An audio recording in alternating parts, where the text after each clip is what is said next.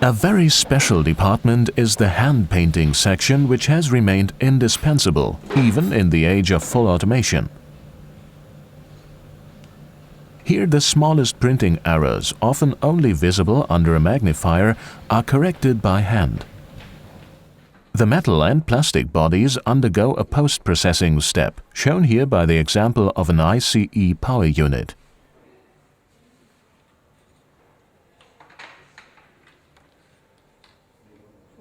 The E19 with its wine red body and delicate striping is another outstanding model. A lot of skill and steady hands needed for this job. And this job certainly is not a dreary one, as the huge product line of Maerklin and Trix models guarantees a constant flow of new challenges for the employees.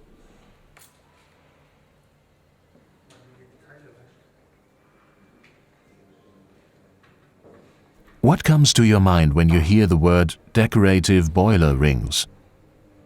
That is the most pleasant work for me here in the hand painting department. How many decorative boiler rings, in your opinion, have you painted up to now? I guess about 100,000. How did you get this job? In former times I had worked as a salesperson, but then I just wanted to do something else. And when Maerklin was extending its workforce in 1985 and a former colleague of mine told me how great it was to work there, I told myself to give it a try. Moreover, the working hours here were very appealing compared to my former workplace, where we had to work even on Saturdays and every evening until 7 p.m. Do you even dream of decorative boiler rings sometimes? I did at the beginning. And even today, when something doesn't fit as it should, it really bothers me. For example, when we work on newly designed models. Are there any special skills, good eyes or something needed? Yes, indeed. Above all, you need steady hands and a very good paintbrush. As we have seen, there are several different colored decorative boiler rings. Some are silver, some black and also red. Why the variety? Because we create the locomotives very true to the original, which are just running on track like that. Which color do you like best? The golden decorative rings, because they just look expensive and good. They simply catch one's eye. We hope Irmgard Schmidt will retain her steady hands for a long time and wish her as much steam engines with decorative boiler rings as possible. The MHI celebrates its 20th anniversary, and that's reason enough for us from Maerklin TV to pay a visit to its agency. MHI stands for the Maerklin Distributor Initiative. This is a community of medium-sized toy and model railway specialty retailers, which was founded in 1990 by 49 retailers. Supported by Maerklin, the retailers wanted to protect themselves from the upcoming distributor changes and become more prepared for the increasing amount of competition. What about the brand of LGB? Is it involved into this initiative too? LGB has not been involved yet, but at the moment we are making plans to achieve this within 2011 or 2012.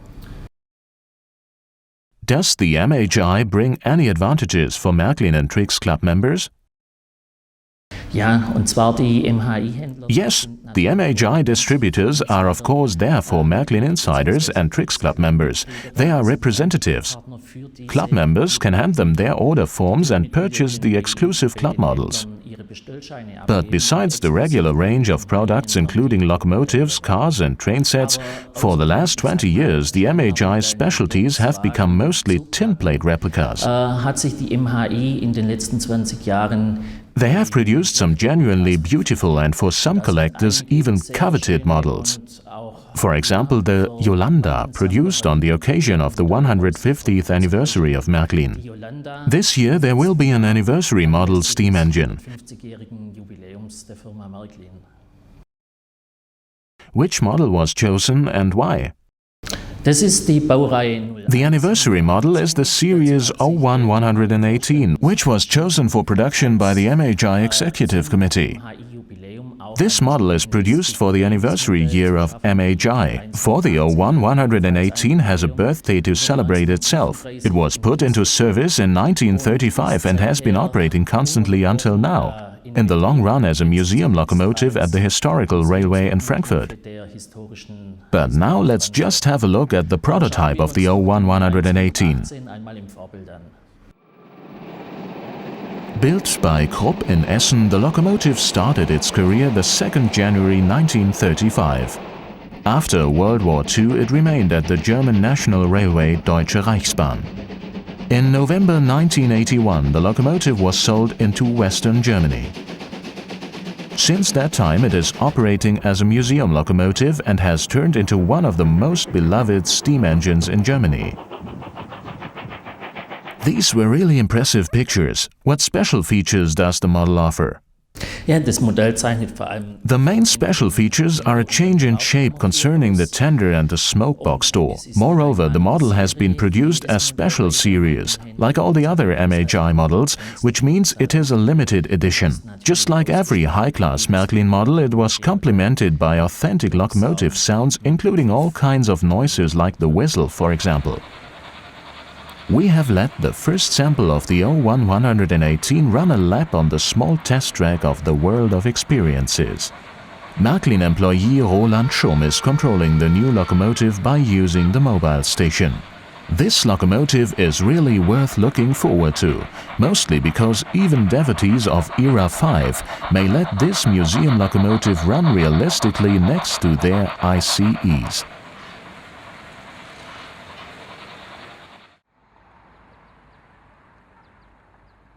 On May 12th, the 23rd State Garden Fair Baden-Württemberg has been opened up in Villingen-Schwenningen, at the foot of the Black Forest. It is held under the slogan "Nature Connects", and it is a genuine paradise for old and young. Running until October 10th, numerous events turn the location into a place of learning and playing. The Prime Minister of Baden-Württemberg, Stefan Mappus, gave the commemorative speech. Ladies and gentlemen, I am now proud to open the State Garden Fair of 2010 in Villingen-Schwenningen. Today the State Garden Fair has been opened. Could you sum up its highlights, please?